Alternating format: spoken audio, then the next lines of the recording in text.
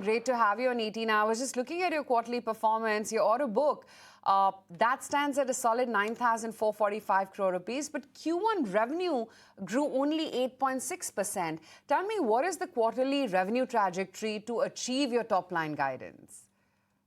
Yeah, morning.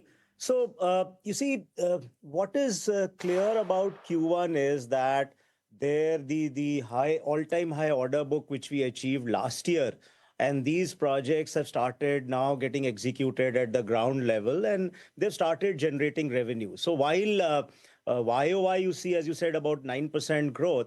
Our aim is that as we go down sequentially, there is a substantial growth. So the guidance which I had given at the beginning of the FY, that we see an overall substantial growth, a double-digit growth at least vis-a-vis the entire FY last year, that seems to be on track. Okay. Tell me about Bangladesh prototype. That got approved, but deliveries keep slipping, I guess. Could you commit to a minimum rig count and export revenue number for FY27? Do you have that kind of visibility yet?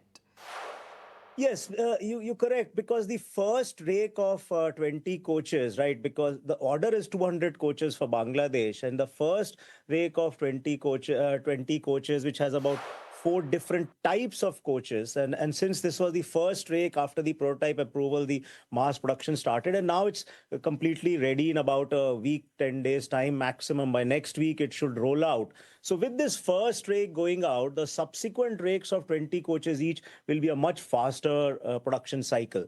So with that, we are aiming that in any case, we will definitely achieve an all-time, at least a YOY, a substantial growth on the export revenue, at least about 350 to 400 crores. Okay. And hi, this is Harsh also joining in. Trying to therefore get a sense that your margins, you've been very, very clear that you'll hold that 20% kind of number. Is there a pass-through with regard to everything that you execute, and what about raw material costs? Yes, so you see, 70% of our young order book, which has come in last year, it's an all-time high order book, is about 70% plus as in competitive basis, whether it's domestic orders or international orders. So obviously they are at a much tougher margins, and these are the orders which will generate revenue in this FY. So obviously the margins will be tough to maintain, and also the input costs like increase in travel costs, because being a consultancy organization, that's a substantial contributor. And also the impending pay revision has to be also accounted for. So all these factors apart, but the factors remain that we are very clear, the guidance which I had given, that our red line of EBITDA margins of 20% plus, which we've been able to maintain this quarter also, we will be able to hold on to that.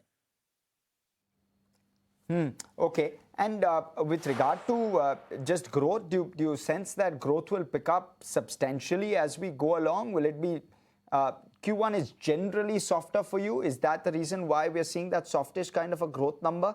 And order inflows, I would suppose that is clearly not a concern at all.